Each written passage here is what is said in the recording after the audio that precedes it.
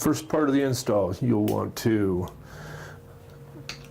loosen your throttle tube up, slide it out a little bit.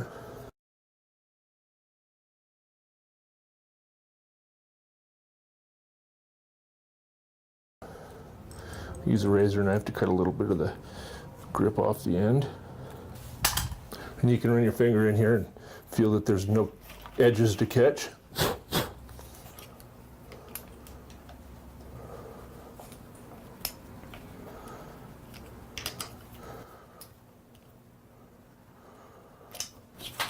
Check for smooth throttle operation, and you're good to go. When installing the Recurve style inner mount, remove your handlebar clamp one side at a time.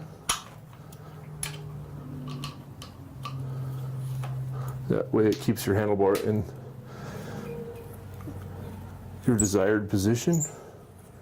Once you've removed your handlebar clamp, go ahead and replace it with the Recurve style handlebar clamp.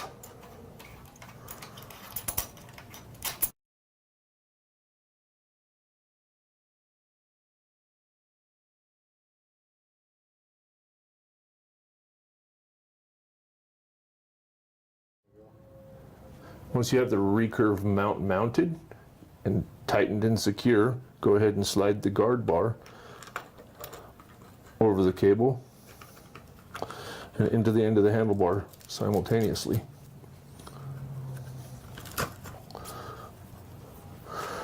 Once you have slid it over the end of the guard bar, use your shims and determine how many you'd like to stick in there.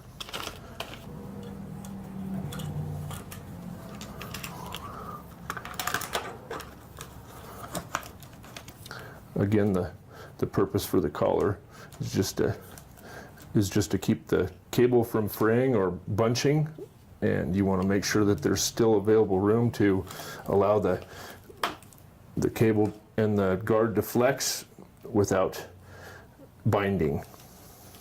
If you get too many in there, it'll bind and push everything apart. At this point, you can tighten your set screw.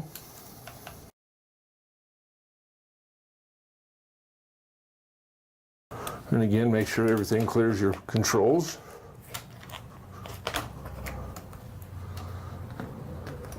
And then tighten the end of the handlebar.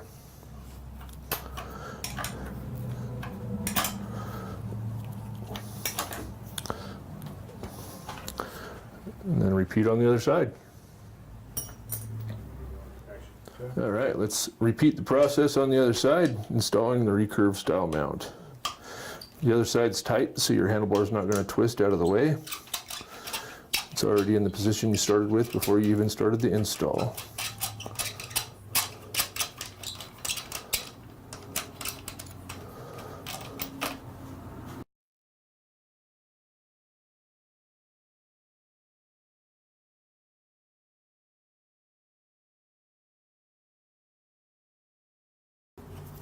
This style of handguard mount, the Recurve, is necessary if you have a BRP sub mount.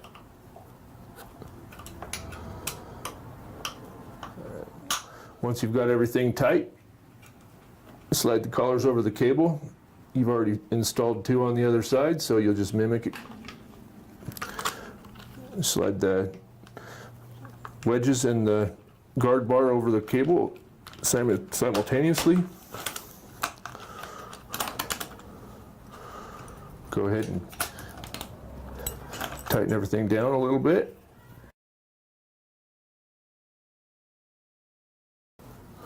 And check to make sure everything clears your controls. And tighten everything the rest of the way up.